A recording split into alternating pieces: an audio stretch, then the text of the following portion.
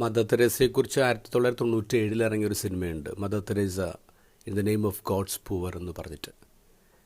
അതിൽ mother Teresa സ്കൂളിൽ പഠിപ്പിക്കുന്നുണ്ട്, പക്ഷേ കൂടുതൽ സമയവും പാവപ്പെട്ട ജനങ്ങളുടെ ഇടയിലാണ്. അപ്പോൾ മദർ തെരേസ ഡിസ്റ്റർബ്ഡാണ്. കാരണം താൻ ജീവിക്കുന്ന സൗകര്യമുള്ള ചുറ്റുപാട്, പക്ഷെ കുറേ അധികം പാവപ്പെട്ടവർക്ക് ഇതൊക്കെ ഡിനൈ ചെയ്യപ്പെട്ട ആൾക്കാരാണ്. അപ്പോൾ മദർ തെരേസ ഇത് സുപ്പീരിയറിനോട് സംസാരിക്കുന്നുണ്ട്. അപ്പോൾ സുപ്പീരിയർ പറഞ്ഞു, മദർ ഒരു കാര്യം ചെയ്യും, ഒരു ധ്യാനത്തിന് പോകും. അങ്ങനെയാണ് ഡാർജിലിങ്ങിലേക്ക് ധ്യാനത്തിന് പോകുന്നത്. ട്രെയിനിലാണ് പോകുന്നത്. കൂടി ഒരു യങ്ങായിട്ടുള്ള സിസ്റ്ററുണ്ട്. ഇപ്പോൾ ട്രെയിനിൽ ഫസ്റ്റ് ക്ലാസ്സാണ് യാത്ര ചെയ്യുന്നത്. വെൽ ഫർണിഷ്ഡ് ആയിട്ടുള്ള ട്രെയിനിൽ നിന്ന് ഇങ്ങനെ പോവാണ്. അപ്പോൾ ഈ കൂടെയുള്ള യങ് സിസ്റ്റർ ആണെങ്കിൽ വലിയ എക്സൈറ്റഡ് ആണ്. അവരാദ്യമായിട്ടാണ് ഇങ്ങനെ പോകുന്നത്. വലിയ കാഴ്ചകളൊക്കെ കണ്ട് ഇങ്ങനെ സംസാരിച്ചുകൊണ്ടിരിക്കുകയാണ്. പക്ഷെ മദർ കംപ്ലീറ്റ്ലി വേറൊരു വേൾഡിലാണ്.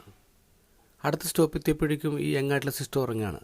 അപ്പം മദർ തെരേസ ആ കമ്പാർട്ട്മെൻറ്റിൽ നിന്ന് ഇറങ്ങിയിട്ട് 3rd ക്ലാസ്സിലേക്ക് കയറുകയാണ്. അവിടെയാണെങ്കിൽ നിറച്ചും മനുഷ്യരാണ്, പാവപ്പെട്ട മനുഷ്യരാണ്. അവരുടെ ഇടയിൽ ഇപ്പോൾ നിൽക്കുക. അപ്പോൾ ഈ ഫസ്റ്റ് ക്ലാസ്സിലെ അറ്റൻഡർ യങ്ങായിട്ടുള്ള സിസ്റ്ററോട് പറയുന്നത്, നിങ്ങളുടെ കൂട്ടുകാർ അപ്പുറത്താണ്. അപ്പോൾ ഒരു ഓടി വരും. ആ സിസ്റ്റർ ഓടി വന്ന് നോക്കുമ്പോൾ സിസ്റ്റർ ഇങ്ങനെ 3rd ക്ലാസ്സിൽ ഈ മുഷിഞ്ഞ വേഷം ഇട്ട ആൾക്കാരുടെ ഇടയിൽ ഇങ്ങനെ നിൽക്കുക. അപ്പോൾ പറയും, സിസ്റ്റർ എന്ത് പണിയാണ് കാണിച്ചേ? അപ്പോൾ മദർ പറയും, സിസ്റ്റർ ഇത് കംപ്ലീറ്റ്ലി വേറൊരു വേൾഡ് അല്ലേ സിസ്റ്റർ, നിങ്ങൾ എന്ത് ബോധക്കേടായി പറയുന്നത്? ആൾക്കാരെന്ത് പറയും? ഇങ്ങോട്ട് ഇറങ്ങി വന്നേ.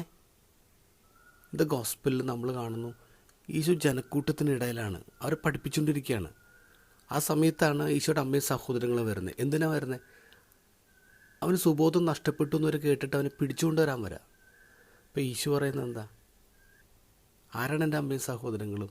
ദൈവത്തിൻ്റെ ഇഷ്ടം നിറവേറ്റുന്നവരൊക്കെ എൻ്റെ സഹോദരങ്ങളാണ്, എൻ്റെ അമ്മയാണ്. അപ്പോൾ ഈശോ ഒരു പുതിയ ഫാമിലിയെക്കുറിച്ചാണ് പറയുക, പുതിയൊരു വേൾഡിനെ കുറിച്ചാണ് പറയുക. അത് പുറത്ത് നിൽക്കുന്ന ആൾക്കാർക്ക് മനസ്സിലാവുന്നില്ല, പക്ഷെ അകത്തുള്ളവർക്ക് മനസ്സിലാവുന്നുണ്ട്. നമ്മുടെ വേൾഡും ഗോസ്പലിൻ്റെ വേൾഡും തമ്മിൽ വലിയ ഡിഫറൻസ് ഉണ്ട്.